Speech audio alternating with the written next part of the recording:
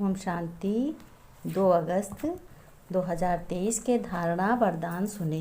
धारणा में आज बाबा ने क्या बताया है कि मीठे बच्चे अमृत बेला उठ ज्ञान का बार बार रमण करना है, यानी ज्ञान को बार बार मन में दोहराना है मन बुद्धि से, और ज्ञान धन को भी याद करना है कि ज्ञान में हमें बाबा ने क्या क्या दिया है। सुख, शांति, पवित्रता, आनंद, प्रेम दे दिया है। ज्ञानदाता को भी याद करना है और ज्ञान को भी याद करना है। ज्ञानदाता कौन है? ज्ञानदाता परमपिता शिव परमात्मा है, उन्होंने ज्ञान दिया है और ज्ञान में क्या दिया है ये भी याद करना है।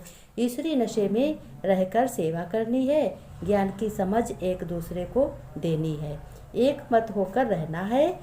बाबा ने कहा कि एक मत सबको होकर रहना है, एक में बहुत बल है। एक बाबा है, एक मैं हूँ, एक मेरी बाबा की याद है, एक मैं हूँ, एक मेरा मन है, एक हम बच्चे बाबा के हैं, एक मेरा बाबा है परम पिता है, एक सदगुरु है, एक शिक्षक है, एक माता पिता है, एक भगवान है, एक शिव पिता है, एक दोस्त है। एक में ही खो जाना है।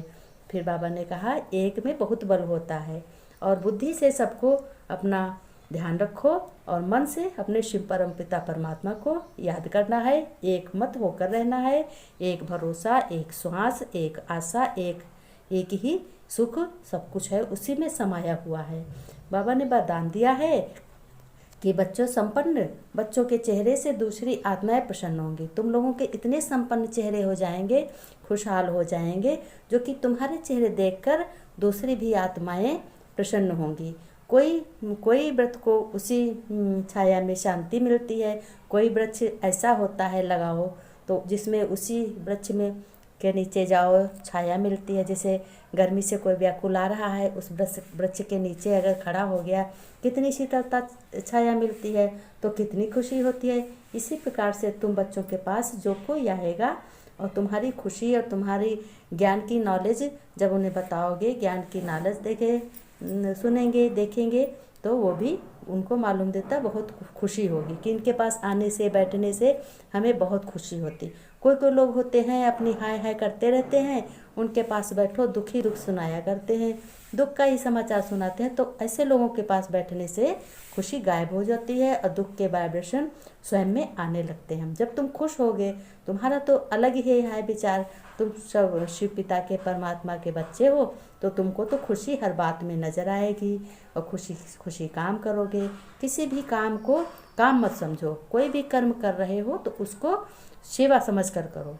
ये सेवा है, हमको सेवा करने के लिए परमपिता ने भेजा है। हमारे घर में 4 सदस्य हैं या 10 सदस्य हैं या हम अकेले हैं, जो कुछ भी करना है हमें खुश होकर करना है कि ये प्रभु ने हमको भेजा है सेवा करने के लिए। हमारा परिवार है, हम इस परिवार की लौकिक सेवा कर रहे हैं और बाबा की याद में मगन होकर सेवा करो। ये इन बातों को जब मन में सोचोगे तो मन में तुम्हारी खुशी होगी, तुम्हारे वाइब्रेशन सभी आत्माओं तक पहुँचेंगे, तुम्हारे खुशी के वाइब्रेशन जो हैं सभी आत्माओं तक पहुँचेंगे। जैसे भल तुम शीतलता, अपने ही शीतलता की छाया में मनुष्य को शीतल का अनुभव कराओगे।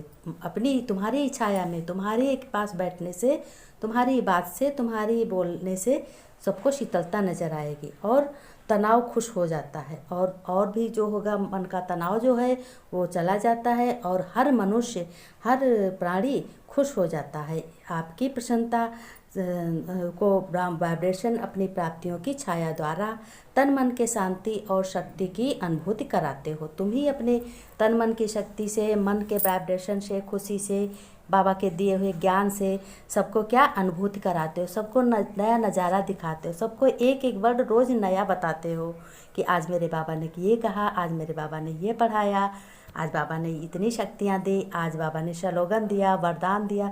हर रोज़ वरदान की आवश्यकता होती है ना। वरदान इसीलिए शिव बाबा देते हैं कि बच्चों भरपूर रहो, वरदान से भरपूर रहो, झोली हमेशा भरी रहे, तिजोरी हमेशा भरी रहे, भंडारा हमेशा भरा रहे। शिव बाबा तुम्हारे घर का मालिक है, बागवान है, सब कुछ वही है।